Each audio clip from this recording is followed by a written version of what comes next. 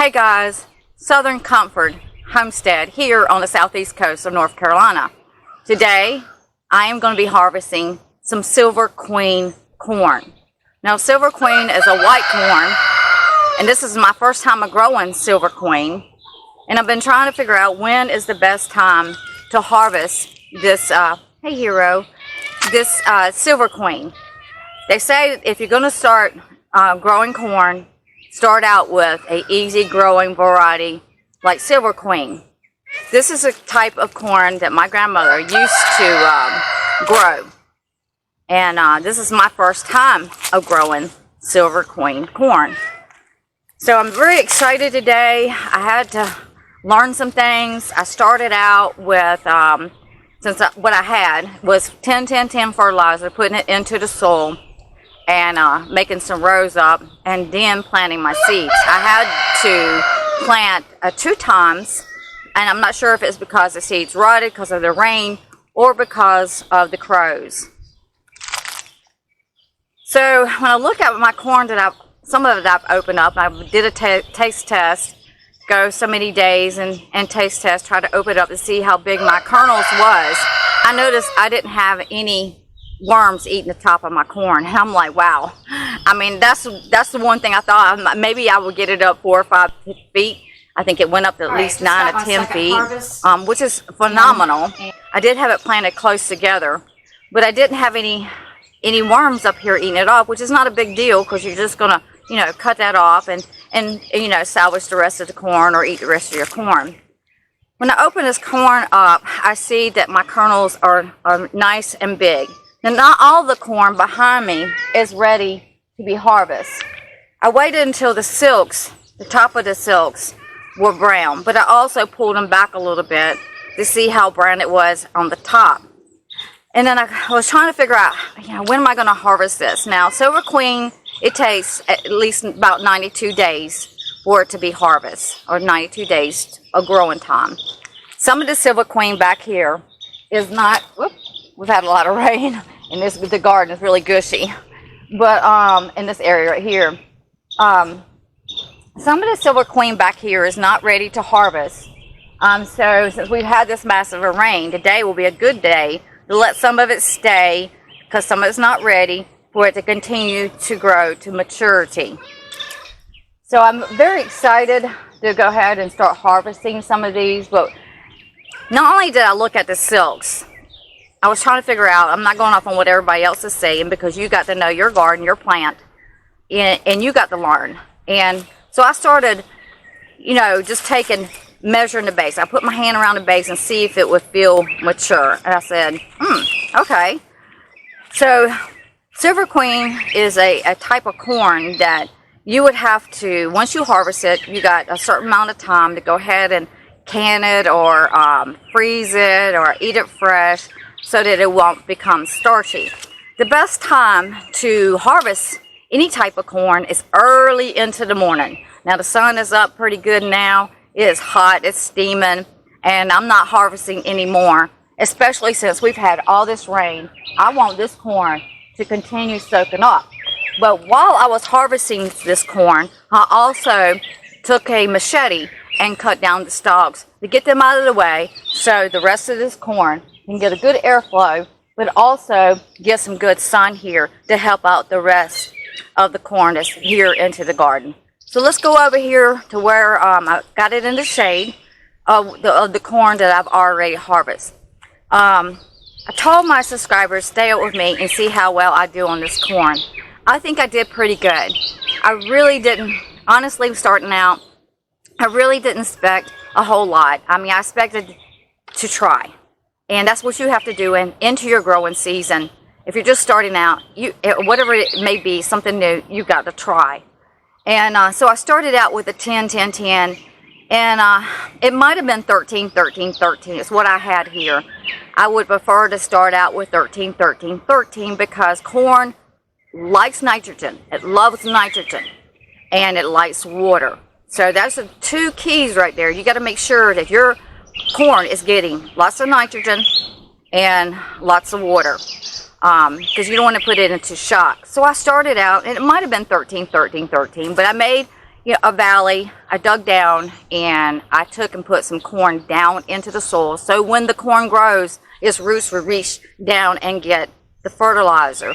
As it went about 2 feet high, and it might have been just a little bit before then, I started making sure that I had it up on a hill to push the dirt around that corn so those roots would be covered up to help protect it, so that it can also keep the moisture in there. And just if the fertilizer is already in the ground. Another thing I did is about around 2 feet high. Of course, corn grows at different heights at times, but around 2 feet high, I went ahead and I put a fertilizer that I already had. And I'm thinking, if I remember correctly, the nitrogen was around 34, 38. Somewhere around there. No phosphorus or potassium or anything. It was just straight nitrogen. I side dressed it, took that dirt, pushed it up around the corn, and of course consistently tried to keep the corn watered. On the back side of over here, the corn is shorter.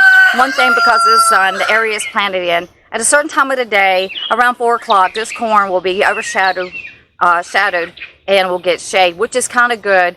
But on the back side, if the front is growing taller, then the back side will not get as much as much sun, and it's not going to grow as much, which is why I'm taking some of these kernels out to help me out to go ahead and get these these stalks out. Go ahead and take the stalks out so the rest of the corn can get the sun and go ahead and start maturing. Taking the machete and tossing these down here so that I can easily get them out of the garden. So this will be easy for me to get out of the garden.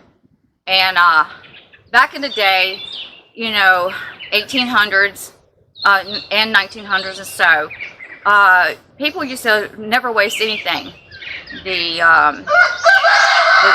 Once they took their corn off, the thing that's on the inside, I forgot what it's called right at this moment, but they would take and use that and put it, into their garden, and it would hold moisture to help to hold the moisture for their plants.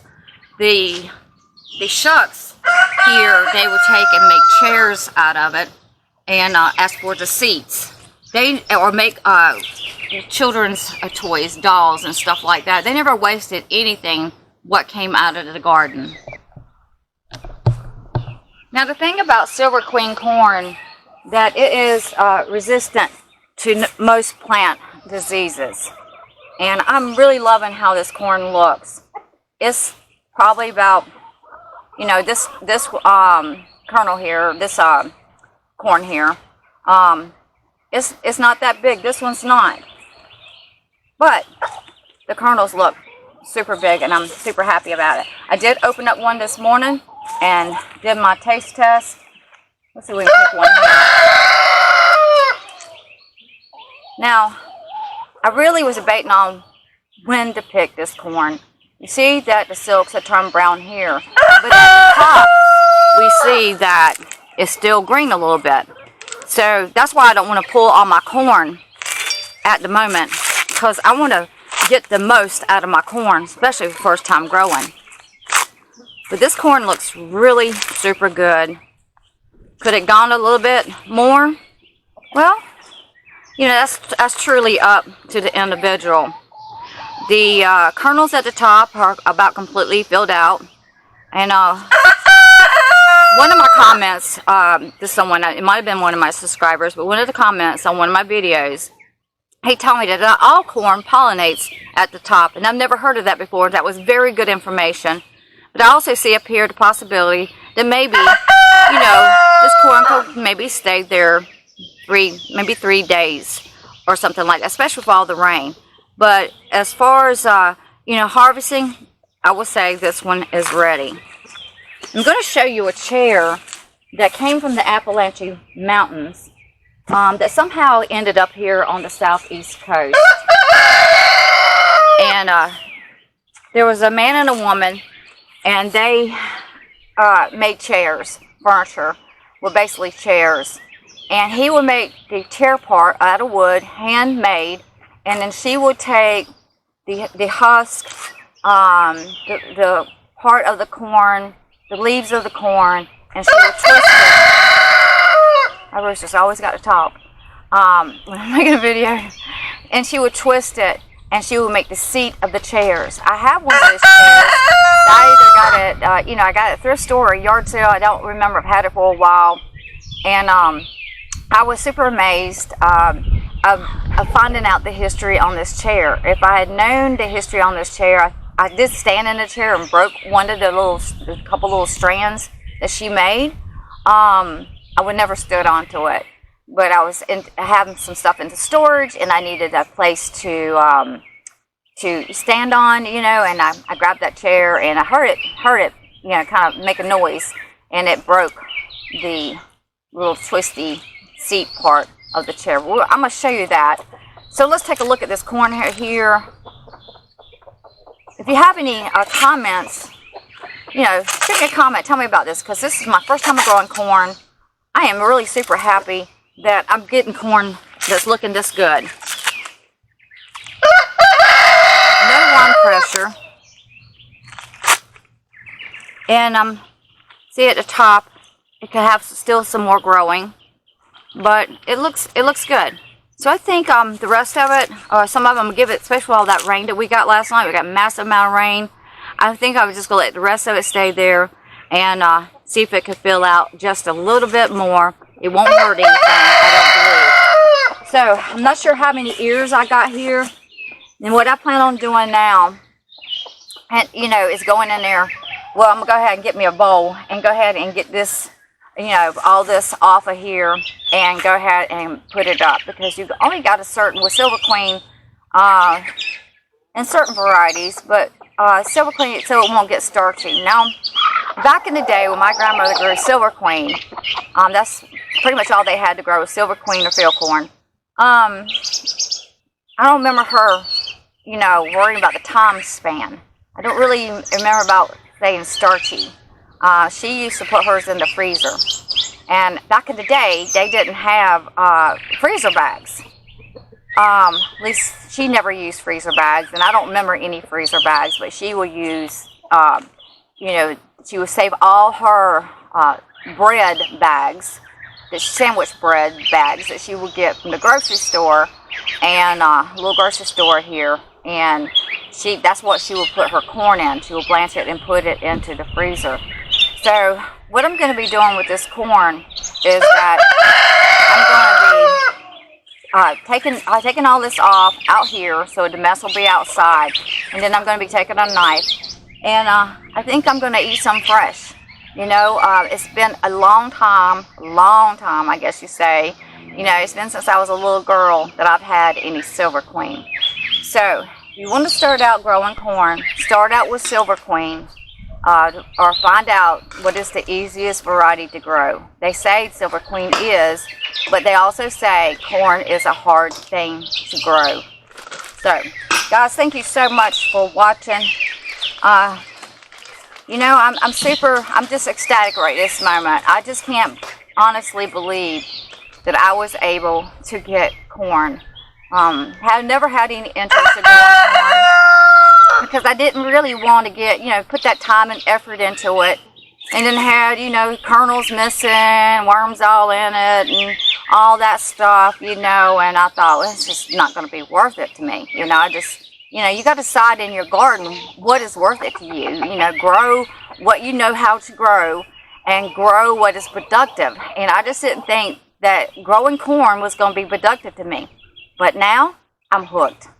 I am so hooked right now of growing corn, and so ecstatic that I am finally able to learn how to grow corn. Fertilizer, when you put it in the ground, wait till it gets about 2 feet tall. Give it plenty of water. Make sure it gets plenty of water. Make sure it doesn't get shocked. Watch it for pests. I always used to watch at the top to see if I could see any worms or anything like that. Watch it for pests. And I planted mine close together. We've gone through storms, and it never fell down. I had a couple stalks that cut at the bottom, bowed just a little bit, like maybe on the end, just bowed a little bit. Never went down. We had a massive storm last night. I mean, massive. Massive storm. It could possibly hail and all this. And I came out here this morning, and the corn is just standing up, just as pretty as can be. So, is corn easy to grow? Yeah. The key is just getting it in at the right time. I planted this in April on the southeast coast, zone 8, and planted in April, and it is now June, around about June 26th. So around 92 days. So some of the corn can still grow. Well, guys, thank you so much for watching. Give me a thumbs up for growing this corn. If you got any advice as far as growing corn, leave it into the comments. Not only is it just for me, but it's also for other people that will read that's interested in buying. I don't buy corn. All this chemical stuff. Interesting in growing corn. Just finding the little keys, like the fertilizer, when to fertilize, whatever. I would come out here when the corn, was starting to get its ears and the ears was growing. I would take a water hose and early in the morning and make sure that that my corn had water, because once the corn grows, even if it rains or a light rain, whatever, it's going to have a hard time for that rain to get down around those roots. So I would stand at the end of the row, and my rows slant just a little bit, and I would take the water hose and I would spray, make sure all the up under that ground got really super, super wet for the heat of the day. Thanks, guys, for watching. I'll see you onto the never. Thanks, guys, for watching. I'll see you onto the next video. And what I guess it hit my head.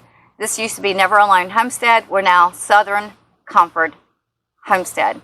We're in the South, and growing is what we do. It produces comfort. Southern Comfort Homestead. Thanks, guys.